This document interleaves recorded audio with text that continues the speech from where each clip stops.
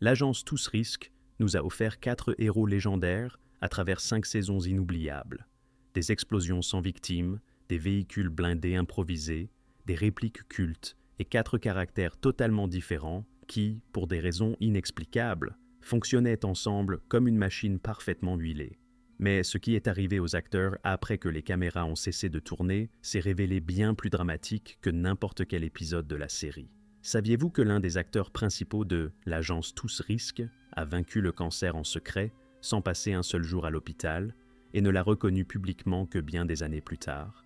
Saviez-vous qu'un autre membre de ce show culte était à 2 doigts de la fin totale de sa carrière? Il avait été renvoyé du projet précédent. Pendant 3 ans d'affilée, il ne décrochait aucun rôle, et c'est uniquement grâce à l'agence Tous Risques qu'il est revenu à la vie. Saviez-vous que la seule femme du casting principal a été retirée de la série, non pas pour une interprétation insuffisante, mais parce qu'un de ses collègues ne voulait tout simplement pas voir une femme à ses côtés à l'écran? Voyons donc où se trouvent aujourd'hui, en 2026, les acteurs de l'agence Tous Risques. Au numéro 1, nous avons George Peppard dans le rôle du colonel John Hannibal Smith. Si l'agence Tous Risques reposait sur quelqu'un comme sur des fondations, c'était précisément sur lui. Le colonel Hannibal, maître des déguisements, l'homme au cigare et à l'éternel sourire satisfait, et avec la réplique la plus iconique de toute la décennie, « J'adore quand un plan se déroule sans accroc ». George Peppard avait 54 ans lorsque, en janvier 1983, le premier épisode de l'agence Tous Risques fut diffusé. Expérimenté, sérieux, avec un passé hollywoodien, c'était un homme totalement différent des autres membres de l'équipe. Avant l'agence Tous Risques, il avait joué dans Diamant sur canapé, dans Comment tuer votre femme et dans des dizaines d'autres films sérieux. C'était une véritable star du cinéma à l'ancienne qui avait atterri sur le plateau d'une populaire série d'action. La réalité en coulisses était cependant bien moins brillante que ce qu'on voyait à l'écran. En 1980, la carrière de Peppard s'était littéralement effondrée. L'alcoolisme, un caractère difficile, des conflits avec les producteurs, tout cela l'avait poussé au fond créatif. Il avait été écarté du projet Dynasty, où il devait interpréter Blake Carrington, 3 ans pratiquement sans rôle. L'obscurité totale. Et puis, Stephen G. Cannell arriva avec la proposition d'incarner Hannibal. Que s'est-il passé ensuite? Peppard renaît littéralement. Il se mit à s'entraîner, à courir, réalisait personnellement la plupart des cascades. Il disait que le rôle de Hannibal était la meilleure chose qui lui soit arrivée dans sa carrière. Il y a quelques années, je n'aurais tout simplement pas pu supporter un tel effort physique, admettait-il dans les interviews. Il avait peur de décevoir ses enfants, et c'est cela qui devint sa principale motivation pour tenir. La vie personnelle de Peppard était compliquée. 5 mariages avec 5 femmes différentes, l'un d'eux, avec l'actrice Elizabeth Ashley, se termina 2 fois. Il avait 3 enfants. En 1992, on lui retira une tumeur au poumon, conséquence de nombreuses années de tabagisme. Il finit par arrêter les cigares. Une amère ironie pour un homme dont le personnage ne se séparait jamais de son cigare. Malheureusement, il ne lui restait plus beaucoup de temps.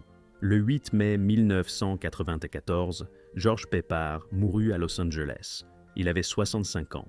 Cause officielle du décès, une pneumonie comme complication de la maladie oncologique. L'année 2026, il ne la vit jamais. Son dernier rôle fut dans la série télévisée Matlock, littéralement juste avant sa mort. Jusqu'au bout, il resta acteur. Ce n'est pas seulement la fin d'une carrière, c'est toute une vie dans laquelle il y avait tout. La gloire, la chute, la renaissance et un tragique épilogue. Hannibal aimait quand un plan se déroulait sans accroc. Mais la vie n'est pas un scénario, et c'est probablement le résumé le plus honnête de l'histoire de George Peppard.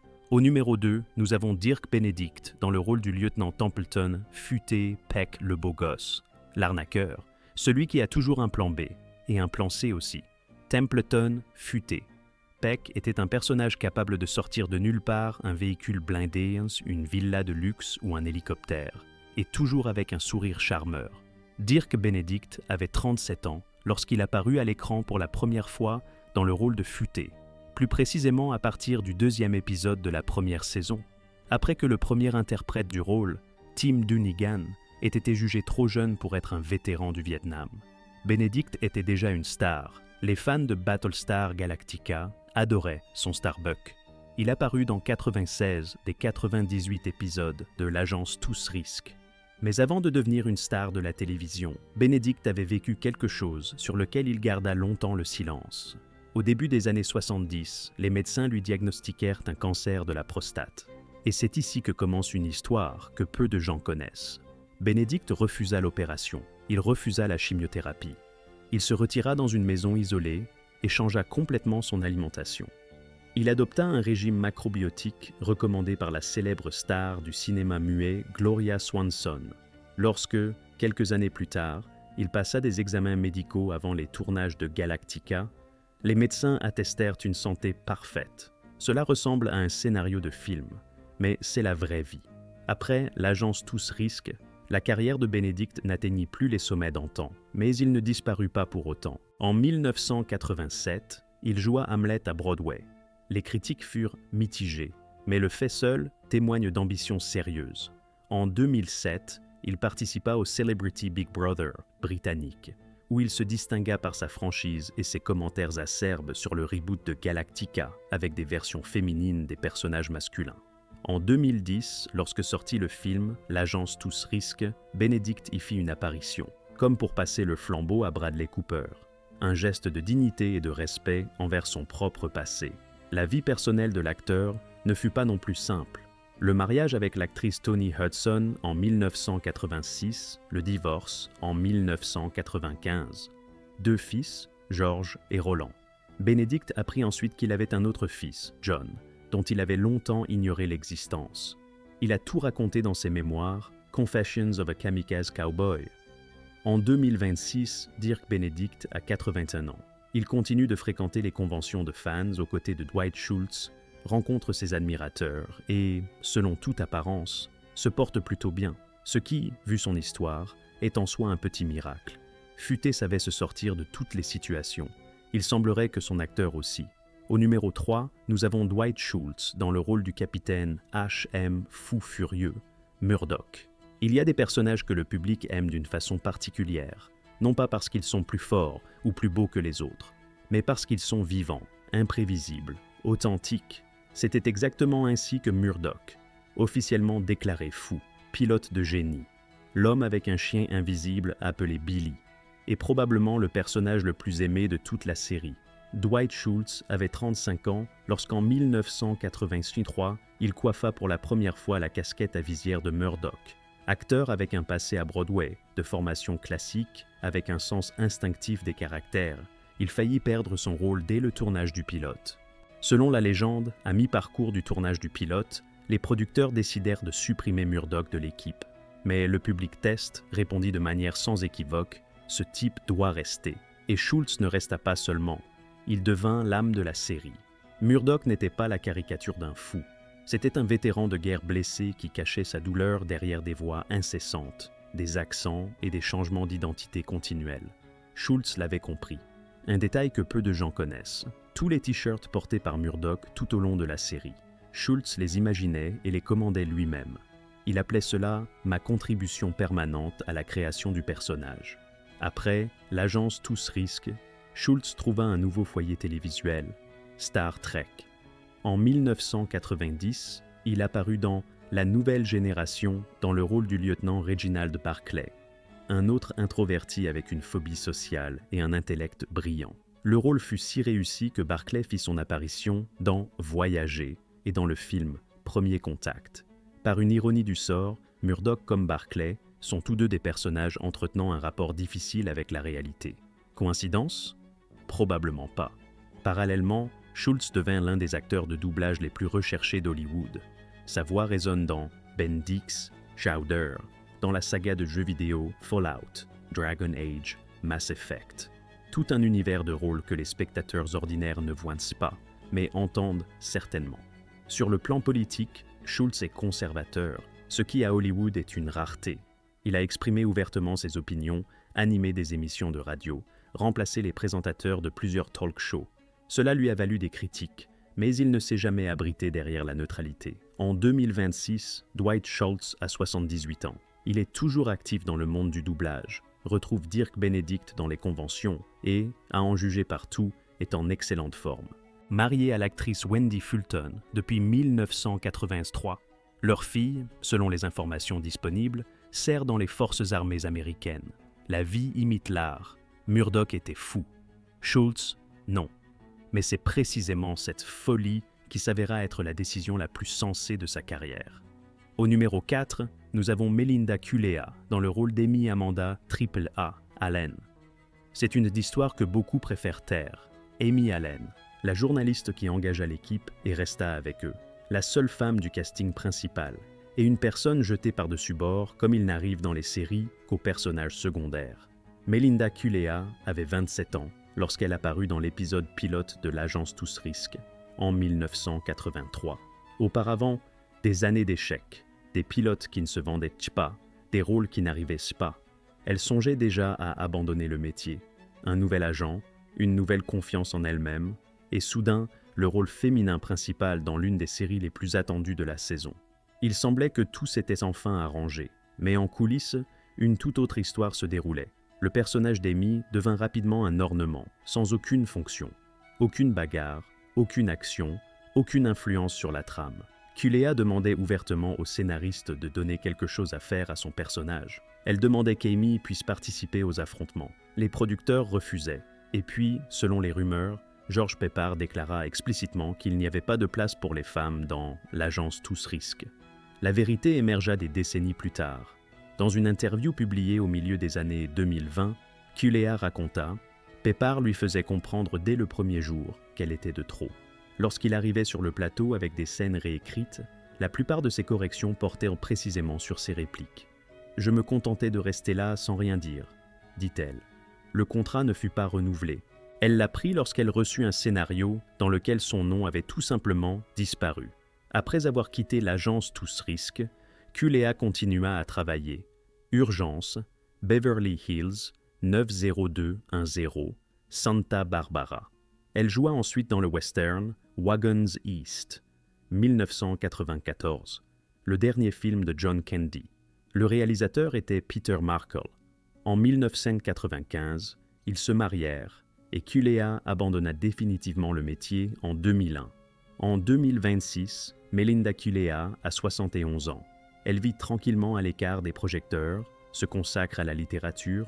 En 2016 parut son premier livre, Wandago, un roman policier illustré. Elle écrit, elle peint. Elle produit de petits projets indépendants pour son mari. Amy Allen aurait dû devenir une héroïne. Mais en coulisses, une actrice se heurta à un système qui n'avait jamais décidé s'il avait seulement besoin d'une femme dans l'équipe. Au numéro 5, nous avons Marla Heasley dans le rôle de Tasnia Baker. Quand Melinda Culea s'en alla, il fallut une nouvelle femme dans l'équipe. Ce fut Taunia Baker, photographe de presse, amie d'Amy, remplaçante temporaire. Marla Heasley apparut dans la série à partir de la 2e saison et resta jusqu'à la 4e, avec un profil légèrement plus bas que sa prédécesseur, mais suffisamment longtemps pour faire partie de l'histoire du show. Marla Heasley avait environ 25 ans lorsqu'elle apparut pour la première fois à l'écran dans le rôle de Taunia en 1983. Une beauté de mannequin, un charisme naturel, et un rôle condamné dès le départ à rester dans l'ombre. Ce que beaucoup ignoraient, lorsque Heasley obtint le rôle, on lui dit que Culea était trop masculine. Ce n'était pas une simple substitution, c'était un signal précis sur ce que devait être exactement l'image de la femme dans l'agence Tous Risques. Moins active, moins autonome, plus décorative. Heasley le comprit, mais ne pouvait rien y faire.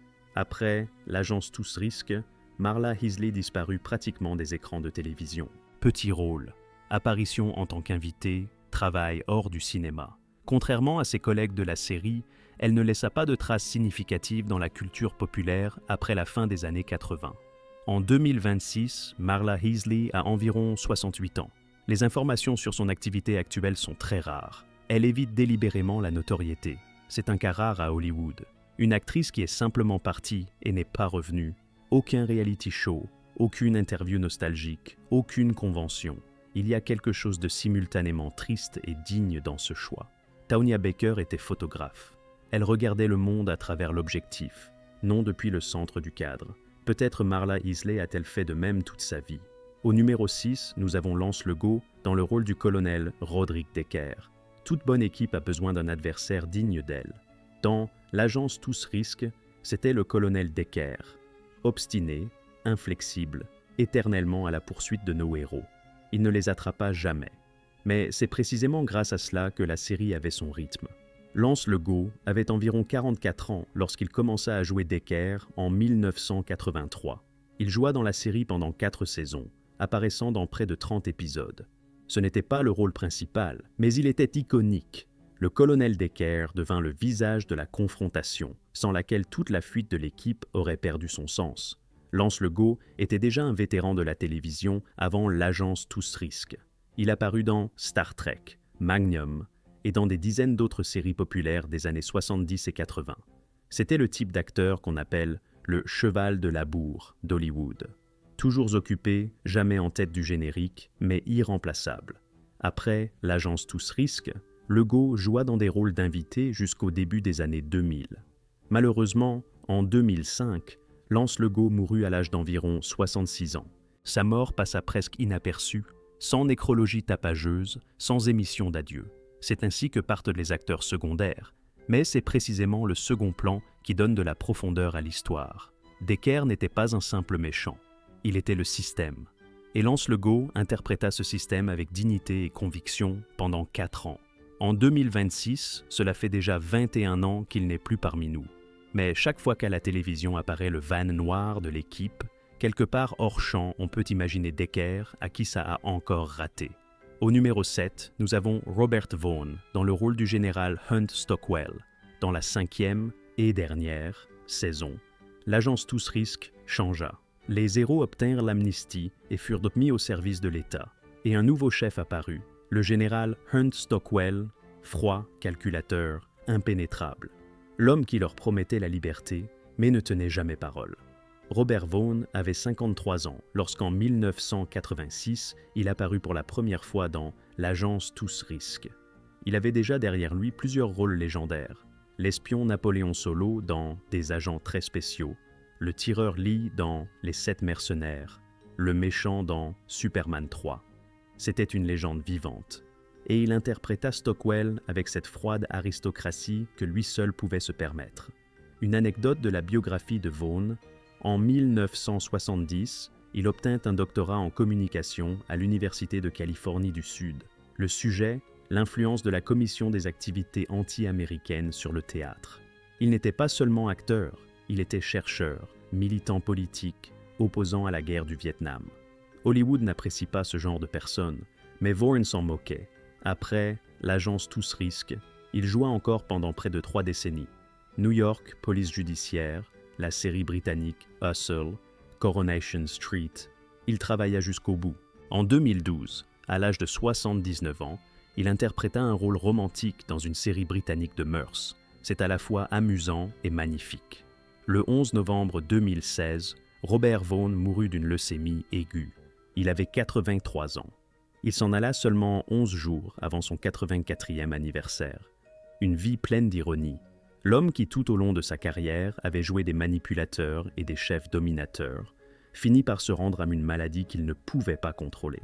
En 2026, cela fait presque 10 ans qu'il n'est plus parmi nous. Mais l'image de Stockwell, avec ses yeux froids et une nouvelle promesse non tenue, est restée. Certains généraux ne prennent jamais vraiment leur retraite. Robert Vaughn était l'un d'eux. Au numéro 8, nous avons Eddie Velez dans le rôle du caporal Sale, Frankie Santana. Lorsqu'une série approche de sa dernière saison, les producteurs tentent souvent de renouveler le spectacle avec du sang frais. Dans l'agence Tous Risques, ce sang frais fut Frankie Santana, un jeune assistant joyeux, maladroit mais dévoué. C'est Eddie Velez qui l'interpréta.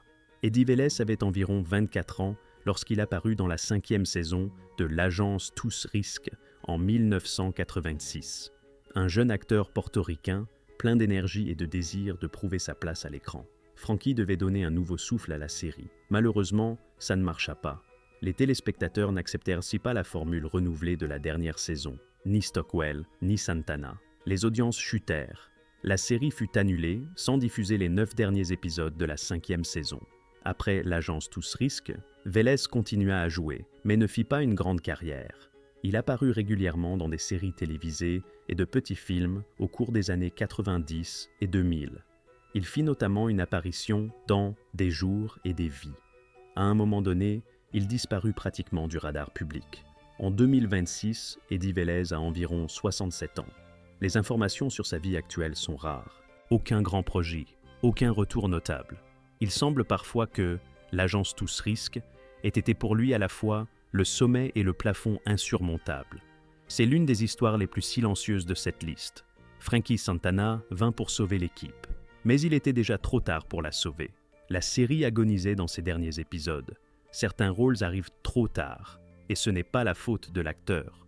Au numéro 9, nous avons Tim Dunnigan, dans le rôle de Templeton, futé, Peck, épisode pilote.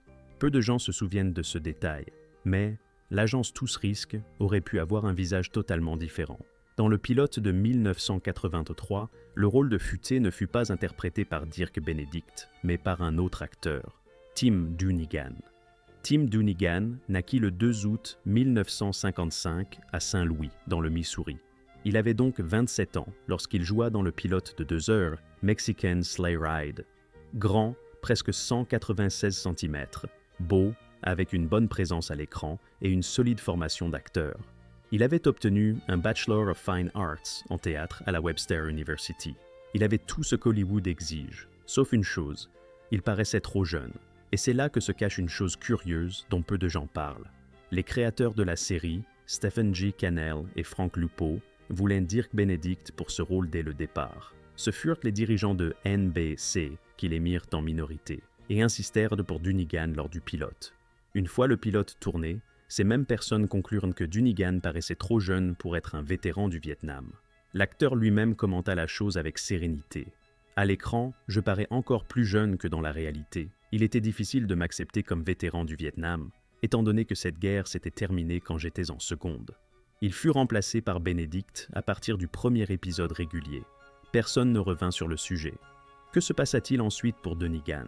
Cette même année 1983, il obtint un rôle régulier dans la sitcom NBC Mr. Smith, une série sur un orang-outan de génie travaillant à Washington. Cela paraît absurde, mais la série existait bien. 13 épisodes furent diffusés, puis la production fut annulée.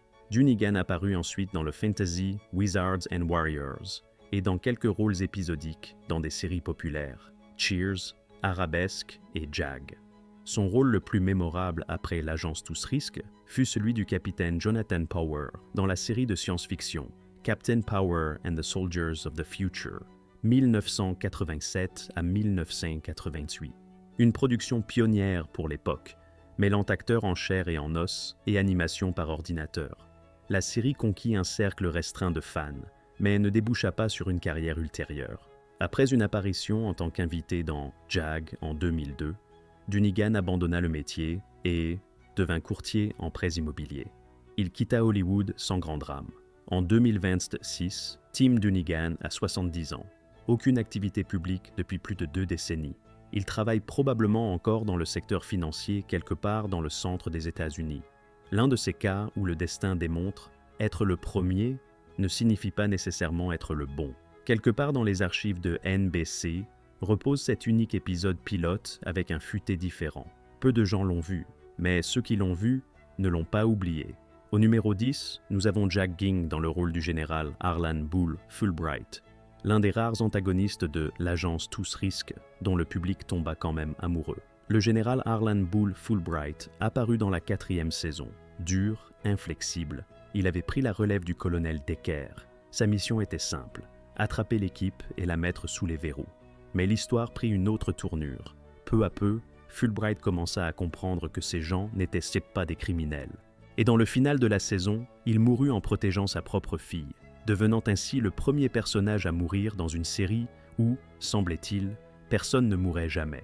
Jack Ging avait environ 52 ans lorsqu'il apparut pour la première fois dans l'agence Tous Risques en 1984, environ 8 épisodes, et il resta plus gravé dans les mémoires que bien des acteurs ayant joué dans toutes les saisons. À propos de sa mort à l'écran, il parla ensuite avec une ironie caractéristique. On tirait de 10 000 mitraillettes depuis chaque toit. On lançait des bombes et des grenades. Personne ne mourait, sauf moi. Mais la biographie de Ging est un chapitre à part entière. L'infanterie de marine américaine, le football universitaire à l'université d'Oklahoma, participation au célèbre Orange Bowl de 1954, un bref épisode dans la Ligue canadienne de football américain. Et seulement ensuite, Hollywood. Pendant près de 40 ans de métier, il joua dans plusieurs films avec Clint Eastwood, Pendez haut et court, Coogan's Bluff et Pale Rider. En parallèle, de longs rôles dans Mannix et Riptide. C'était un véritable acteur de composition de labeur, l'un de ceux sans qui la machine hollywoodienne ne tournerait tout simplement pas. Après s'être retiré du métier en 1994, il vécut tranquillement à La Quinta, en Californie, aux côtés de sa femme. Le 9 septembre 2022, Jack Ging mourut de cause naturelle à l'âge de 90 ans. Son personnage mourut le premier dans une série où l'on ne montrait pas la mort. C'est peut-être précisément pour cela que Fulbright est resté si longtemps dans la mémoire des téléspectateurs. Un véritable adversaire respecte ceux contre lesquels il se bat.